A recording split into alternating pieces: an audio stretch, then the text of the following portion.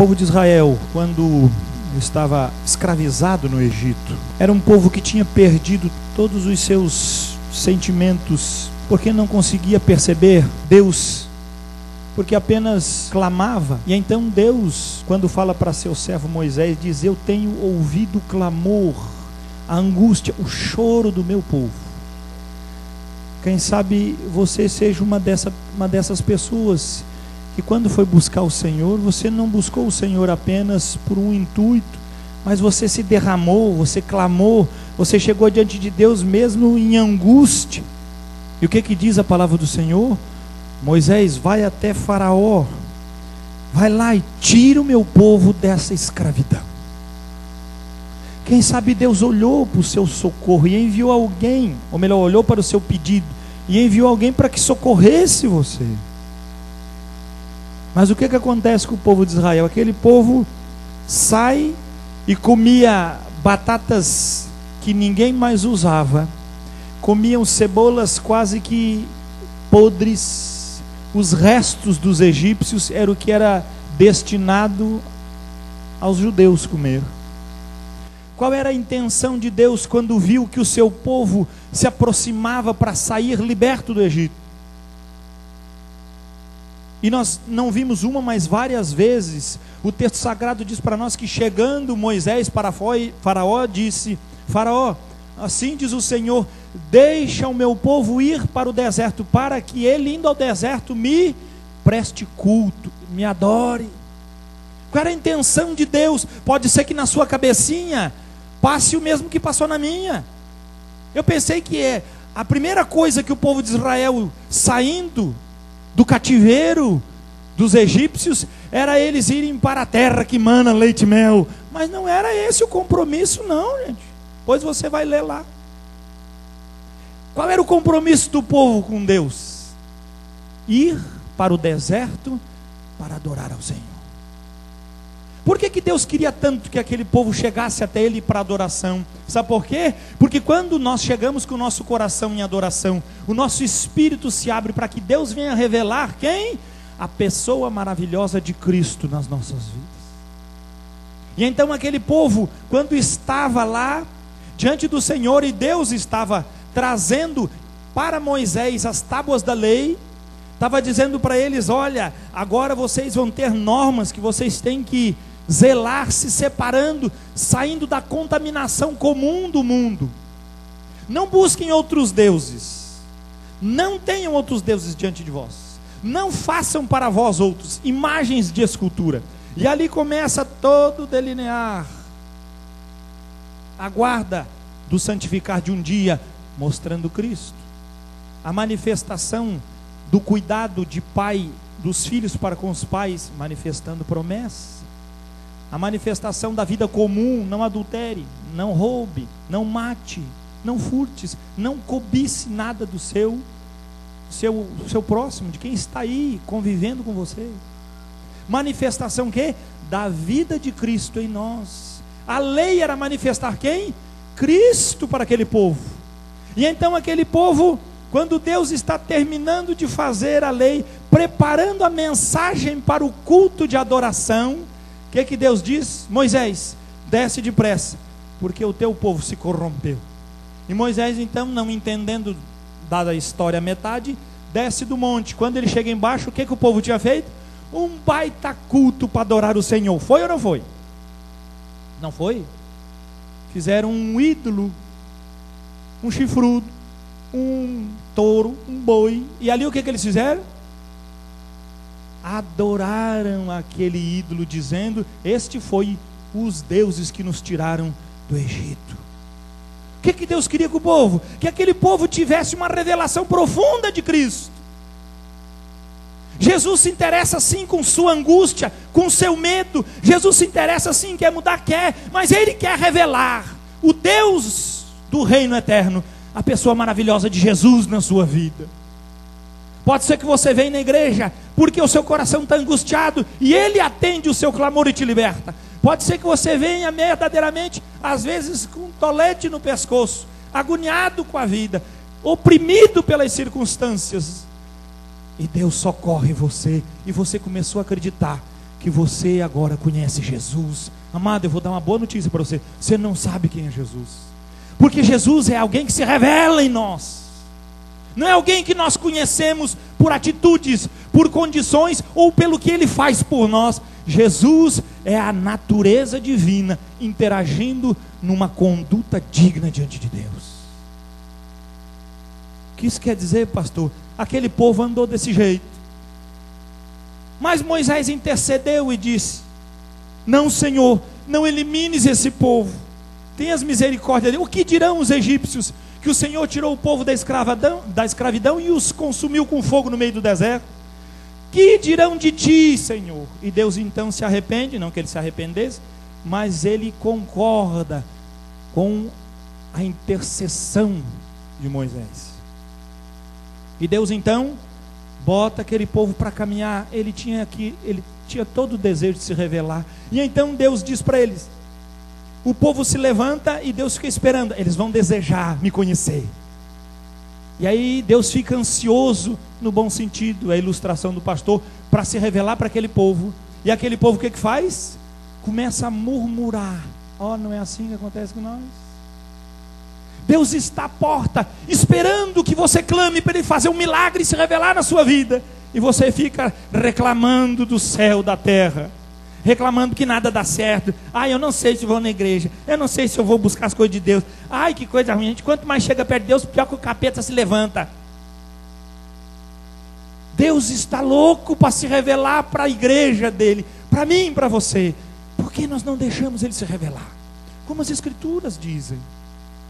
Eles queriam. Então aquele povo murmura contra Deus e contra Moisés. E então Deus pergunta: o que querem eles, Moisés? E Moisés diz: Senhor, eles querem pão. E então Deus diz para eles: amanhã farei descer do céu pão. Aquele povo queria comer. No outro dia de manhã, diz a palavra do Senhor, o chão estava coberto de algo que eles não conheciam, e que o povo começou a chamar de maná, o qual eles, colhendo a porção de cada um, moíam e coziam bolos, e o bolo tinha gosto de mel quando se comia, tipo uma farinha que poderia fazer cozida, poderia fazer bolo, poderia fazer um monte de coisas. Aquele povo se fartou, e Deus disse: agora estão comendo pão, agora eles vão então entender, eu estou louco para me revelar para esse povo. E o que aconteceu? Aquele povo começa a murmurar e dizer: só pão não dá, nós queríamos comer uma carninha. Rapaz, o cara só comia cebola e batata, agora quer carne. Não é assim, crente? O cara viveu a vida inteira só comendo carne de quarta, só o rabo da vaca, de molho ainda quando tinha um fiapinho de carne, senão só ficava chupando osso. Agora ele entende que Deus se revela, que mostra, que socorre ele. O que ele faz? Agora eu quero. Deus manda a codorniz, entope a buchada daquele povo, e volta Deus de novo, esperando que aquele povo queira reconhecer, queira saber que o seu filho Jesus Cristo vai ser o enviado, vai ser alguém profeticamente lá na frente, o libertador de toda a raça humana. O que aquele povo fez? Abra sua Bíblia, livro de Números, capítulo 21.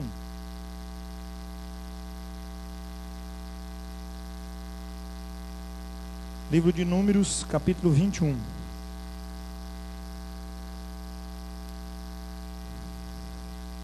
Versículo 4 e 5.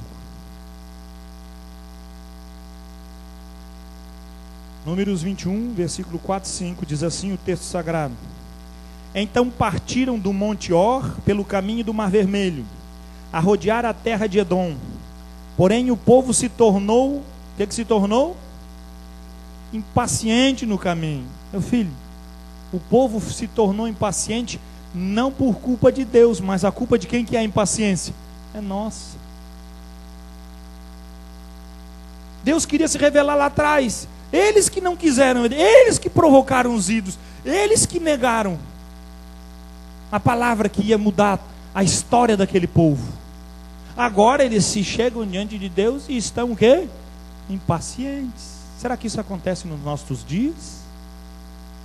Acho que não tem ninguém paciente, né? Todo mundo sabe o tempo do Senhor, sabe esperar, sabe levar diante do Senhor as suas petições, não é, irmão? Versículo 5. E o povo falou contra quem? Contra Deus e contra Moisés. Por que nos fizeste subir do Egito, para que morramos neste deserto, onde não há pão e nem água? E a nossa alma tem fastio deste pão, viu?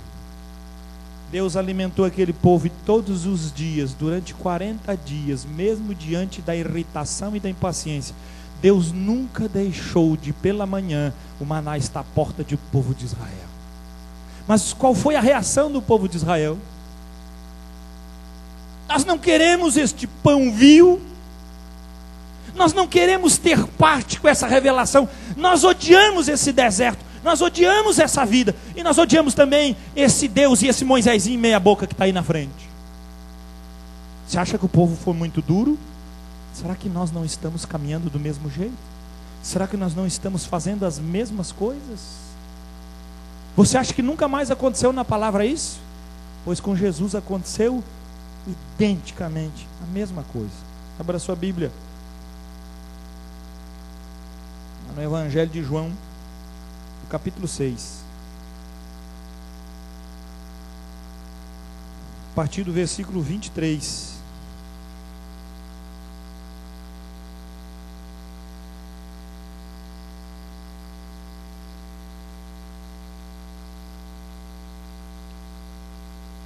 Jesus se apresentou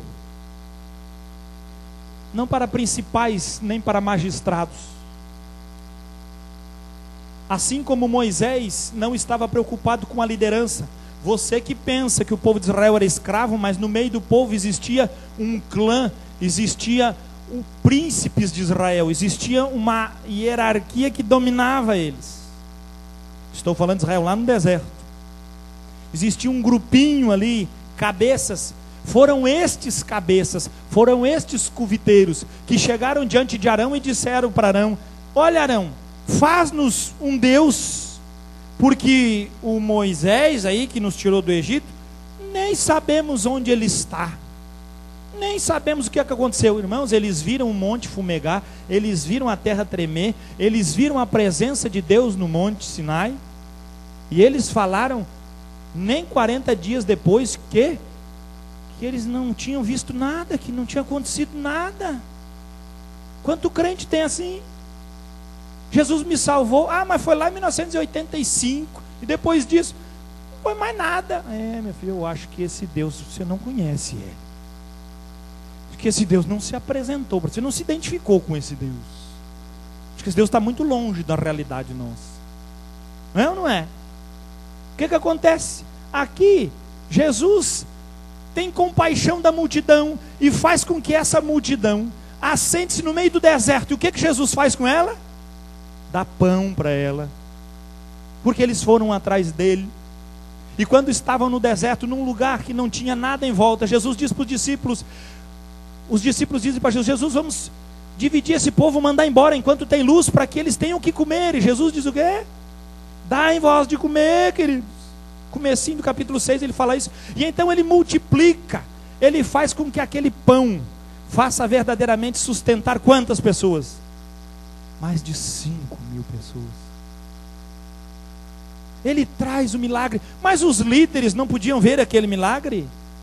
Meu filho, Moisés lá atrás, Arão, quando começou a dar ouvidos aos líderes cuviteiros, o que aconteceu?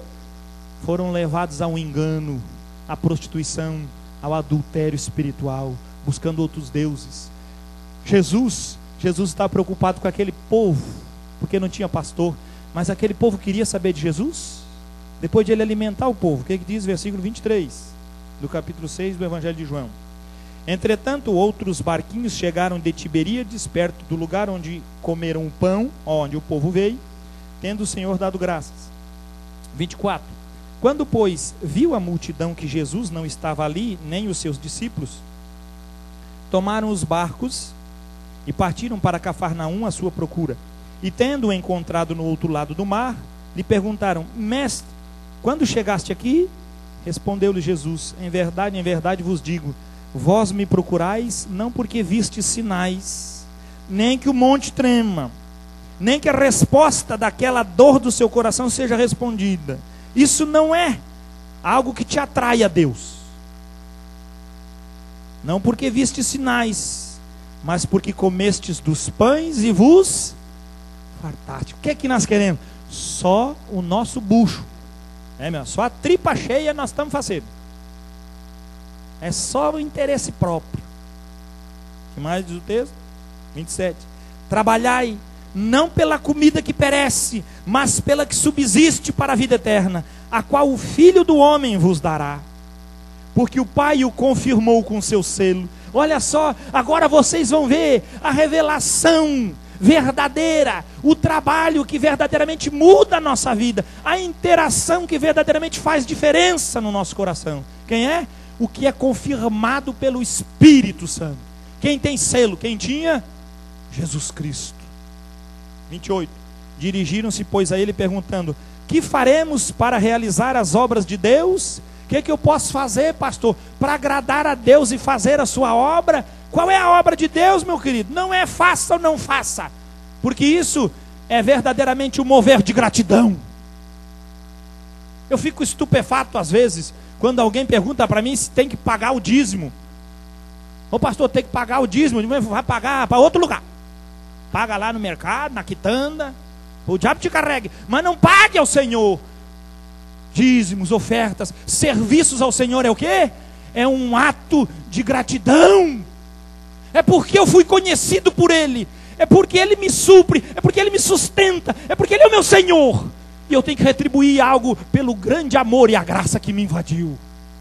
Se for diferente disso, isso é uma desgraça, não é uma bênção, não é uma dádiva do céu. Queremos chegar diante de Deus com os nossos interesses, porque se eu der o dízimo, pastor, quem sabe a coisa fique melhor lá em casa. Pois eu quero que piore. Por quê? Porque quando é de gratidão, a gratidão tece um relacionamento de intimidade. Eu e o pastor Fábio estávamos lá, quando sentava na mesa, o outro sentava do lado. Aí o pessoal do Campeche estava lá também, dizendo: pastor, nós não conseguimos achar o senhor, e a gente identificou o Fabão agora. Onde ele está, nós sabemos que o senhor está do lado dele. Porque o Fábio tem 2 metros, eu 1,75 m. Olhava para o Fábio e digo: está lá o pastor Silvio, vamos lá falar com ele. Por que eles chegavam para falar comigo? Porque nós tínhamos tecido amizade. Onde um está, o outro está.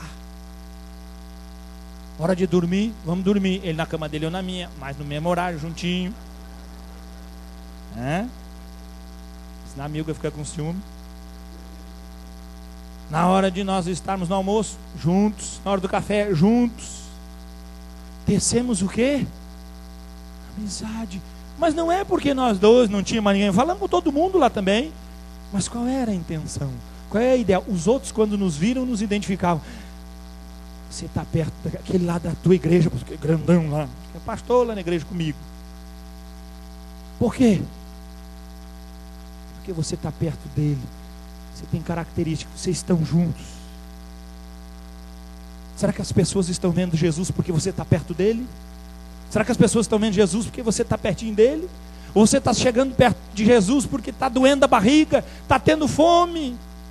Querido, deixe doer a barriga, mas levante os olhos para o céu, porque você sabe que Deus tem poder para fazer chover pão do céu na sua casa. Não limite o que Deus tem para realizar nas nossas vidas por coisas tão corriqueiras, tão simples. Não traga Deus apenas a suprir aquilo que nós tanto desejamos fisicamente, mas deixe Deus revelar-se com o seu selo sobre você. Isso vai fazer toda a diferença. 29, respondeu-lhe Jesus: a obra de Deus é esta. Qual é a obra de Deus, querido? Que creiais naquele que por ele foi enviado. Qual é a obra de Deus? É Cristo. Qual é a obra de Deus? É o Messias. Qual é a obra de Deus que Deus queria para o povo no deserto?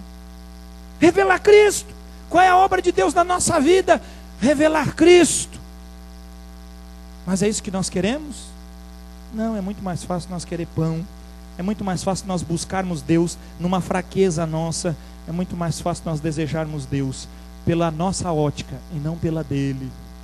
Mas Jesus não estava preocupado com a nossa ótica, mas ele queria revelar quem ele era. 30. Então lhes disseram eles: que sinal fazes para que o vejamos e creiamos em ti? Quais são os teus feitos? Mas que cara de pau, cara. Esse povo sentou 5.000. Jesus pegou 5 pães e 2 peixinhos, partiu, eles viram. Ele deu graças, partiu e distribuiu. Aqueles mortos de fome tinham comido. O que é que eles pedem para Deus agora?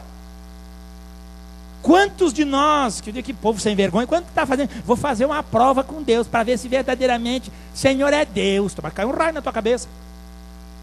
Ele manda mesmo. Mesmo chegar no céu torrado, mas pelo menos com os miolos no lugar certo, certo. Cai lá pro garrão. Porque na cabeça não funciona, quem sabe no garrão funciona. Os caras têm. Onde é que está a cabeça? Deus quer revelar o melhor para nós. Mas nós estamos agarrados nas nossas paixões, nós estamos agarrados nos nossos sentimentos, nós estamos agarrados nas nossas vontades. Qual é a obra de Deus? Creiam em Jesus, porque Jesus identificado conosco. O que vai surtir em nós? O reino, a promessa, o selo aparecerá nas nossas vidas. Cara de pau, soltou lá, te andando abordoada naquele. Agora era hora de pedir fogo do céu.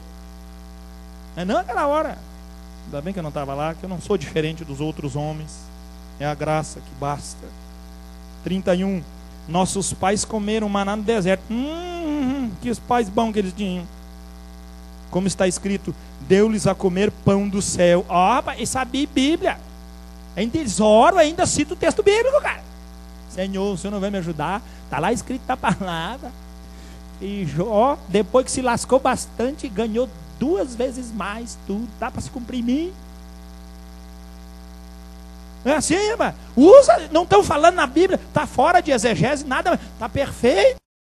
O povo sabia bem o que é, você também sabe. Replicou-lhes Jesus: em verdade vos digo, não foi Moisés quem vos deu o pão do céu. Aleluia! O verdadeiro pão do céu é meu Pai que vos dá. Ele queria revelar Cristo lá atrás para o povo não quis. E chamou ainda a revelação do maná de pão vil. Falou do mais sagrado, da manifestação do sustento que Deus daria. Eles chamaram do quê? Pão vil. Não queremos isso. Deus não se deu de rogado. O que é que acontece lá em Números 21? Manda serpentes abrasadoras que feriram aqueles homens, e todos que eram mortos, todos eram feridos, morriam. E eles então clamaram ao Senhor assim: dá para tirar esse bicharada daqui? O que é que Deus fez? Vou revelar Cristo mesmo no meio da tragédia. Ele disse: Moisés, levanta uma serpente de bronze, para que todo aquele que olhar para a serpente de bronze haja sobre a vida dele o antiprotálico mais poderoso. Não precisa de transfusão de sangue nem sorinho. Olhou para a serpente de bronze, vai ser curado instantaneamente. E Jesus depois em João 3, quando fala com Nicodemos, ele diz o quê? Assim como lá no deserto foi levantado a serpente de bronze, para que todos que olhassem para a serpente achassem solução para a vida e fossem curados do veneno do pecado, assim importa que o Filho do Homem seja levantado no madeiro, seja posto numa estaca, para que todo aquele que nele crê não pereça, mas tenha a vida eterna. Isso é a realidade. Será que Deus está mandando serpentes que está comendo a tua perna? Mas Ele não deixa de revelar seu Filho. E Jesus diz com todas as letras aqui: o verdadeiro pão do céu é o Pai que vos dá. 33. Porque o pão de Deus é o que desce do céu e dá vida ao mundo. 34. Então lhe disseram: Senhor, dá-nos sempre desse pão. Olha, eles querem sempre. 35. Declarou-lhes, pois, Jesus: eu sou o pão da vida. O que vem a mim jamais terá fome. O que crê em mim jamais terá sede. Porém, eu já vos disse que, embora me tenhais visto, não credes. Todo aquele que o Pai me dá, esse virá a mim, e o que vem a mim, de modo algum o lançarei fora. Porque eu desci do céu, não para fazer a minha própria vontade, como eles queriam que Jesus fizesse a vontade deles, e sim a vontade daquele que me enviou. E a vontade de quem me enviou é esta: que nenhum eu perca de todos os que me deu, pelo contrário, eu o ressuscitarei no último dia. De fato, a vontade de meu Pai é que todo homem que vir o Filho e nele crer tenha a vida eterna, e eu o ressuscitarei no último dia. Qual foi a reação daquele povo? Igualzinho o povo lá atrás. Murmuraram, pois, dele os judeus, porque dissera: eu sou o pão que desceu do céu. Não, eu queria que mentisse para agradar os bestão. Tem gente que diz: pastor, às vezes o senhor é tão durão. Não, meu filho, tu quer que eu fale mentira para ti? Vai ganhar por retaço toda a vida. Tá errado, tu quer que eu faça o quê? Te botar no ciborgue e te espichar, é a única coisa. Tá amassado, precisa desamassar. Tenta fazer. E diziam: não é este Jesus, o filho de José? Ó, o Jesus, o Messias, já virou quem? É esse aí, o Jesus que anda por aí, qualquer. Ah, quando colocam a obra de Cristo no mesmo nível de qualquer obra, de qualquer santinho de meia pataca, isso me irrita. Quando coloca pastorzinho de meia boca, a começar por esse que está pregando, no mesmo nível de Jesus, ah, pelo amor de Deus, filho, vai ser tão burro assim, tanso, não sei aonde que consegue ter. É que o povo gosta dos ídolos. O povo gosta de tecer os seus ídolos. O povo gosta de seguir as marolas da vida. O povo gosta de ver o barco afundar. Não sei porquê, mas gosta.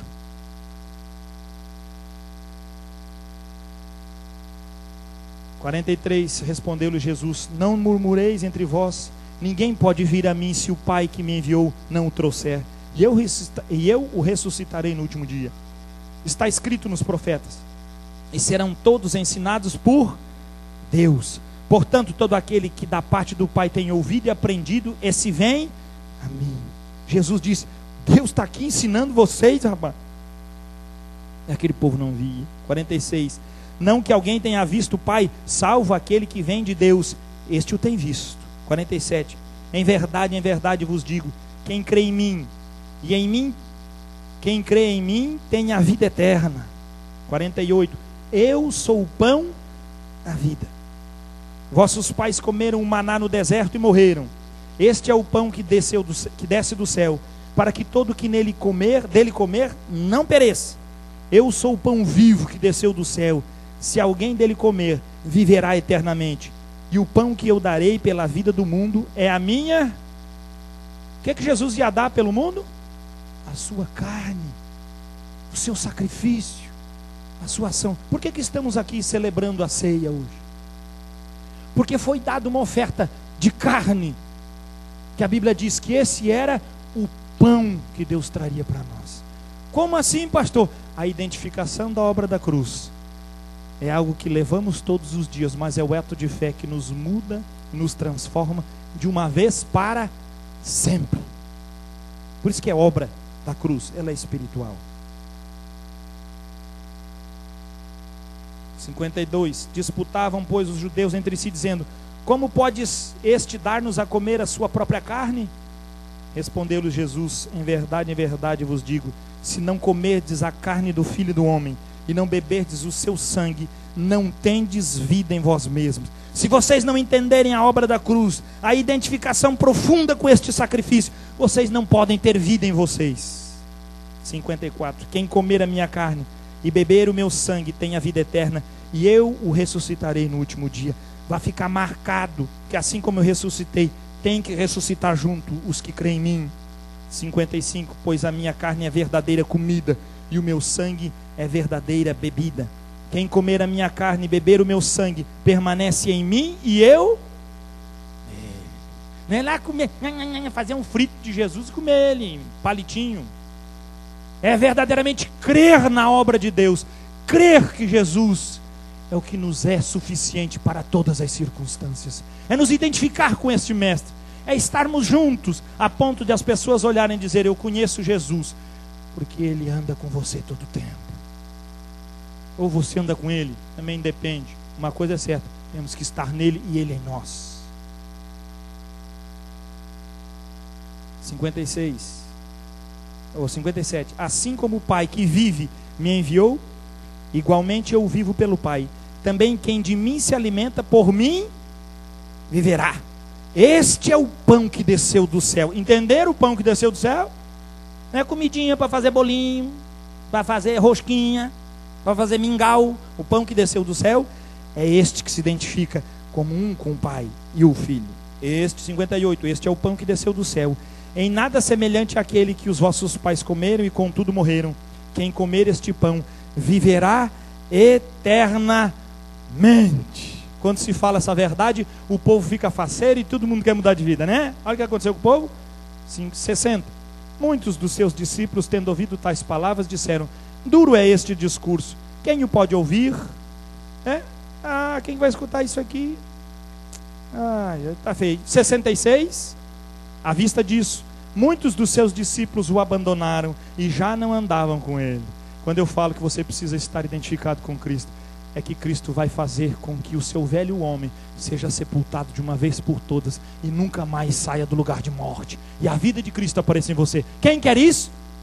Muito obrigado. Nós vamos fazer outra coisa. Nós queremos encher o bucho. Nosso negócio é uma urgência. Nós queremos uma resposta agora, pastor. Esse negócio de andar com Jesus para ver o que vai acontecer não é comigo. Meu filho, comer de Jesus, usufruir da identidade com Ele. Somente a obra da cruz pode fazer isso.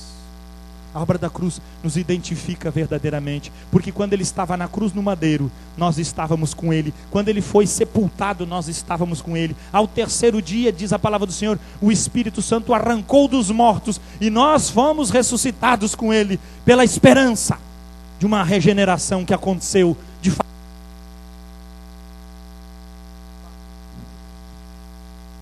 Amém? Vamos trocar aqui, que esse já foi para o Beleléu. De fato, de direito vai acontecer na nossa vida, como uma ação profunda e identificada com este senhorio. Que ação de Deus temos hoje? Você anda com Jesus, você tem essa convicção de que Jesus verdadeiramente está em você, assim como Paulo disse em Gálatas 2:20, fui crucificado com Cristo, agora já não vivo mais eu, mas Cristo vive em mim. E o viver que agora vivo na carne, vivo pela fé no Filho de Deus que me amou e se entregou por mim. Não anulo a cruz de Cristo, porque se ela não me for útil, então segue-se que Jesus morreu de varde, em vão, debalde. A abundância de Deus manifestada pelo quê? Pelo sacrifício extremo, para que nós possamos verdadeiramente entender que a abundância de Deus se dá um sacrifício inteiro de uma obra. Qual a resposta para isso? Se você tem este Senhor, se você experiencia este Senhor, é hora de nós celebrarmos juntos o mandamento do Senhor. E disse o quê? Isso é a ceia do Senhor, é termos a convicção profunda de que somos uma nova criação, que temos uma identificação profunda com o reino de Deus, que os nossos desejos e paixões não são apenas coisas corriqueiras, porque é dessas coisas, diz a palavra, o Senhor bem sabe que nós necessitamos, e Ele cuida de nós, ou não cuida, mas nós não deixamos Ele cuidar. Rompa a incredulidade nessa noite, rompa a destreza maligna que quer tirar você do foco das coisas de Deus, e participe da ceia do Senhor, sabendo, não que esse pão é o corpo de Jesus e que este cálice é o sangue de Jesus lá o da cruz. Ele é apenas um simbolismo de uma obra perfeitamente e concretamente feita, aprovada. E quando nós, em comunhão com a igreja, tomamos o pão, é diferente do pão que nós tomamos em casa. Quando nós em comunhão tomamos o cálice, é diferente do suco de uva que nós podemos tomar em casa. Por quê? Porque na igreja, esta presença de Deus se manifesta na sua igreja, viva, presente no Espírito e selada pelo Espírito Santo. Toma pela fé e diz: nós somos um povo diferente. Nós andamos com o Senhor, pela fé, mas andamos. Bendito o Deus e Pai de nosso Senhor Jesus Cristo, que nos regenerou segundo a sua muita misericórdia, através da ressurreição de Jesus Cristo. fomos gerados. E a garantia, Jesus diz todo o tempo: eu vou ressuscitar você no último dia. Eu vou puxar você. Bem disse Jesus: ainda que você esteja morto, aquele que crê em mim, viverá. Isso é a pregação da verdade. Isso é a consciência de uma vida íntima com o Senhor.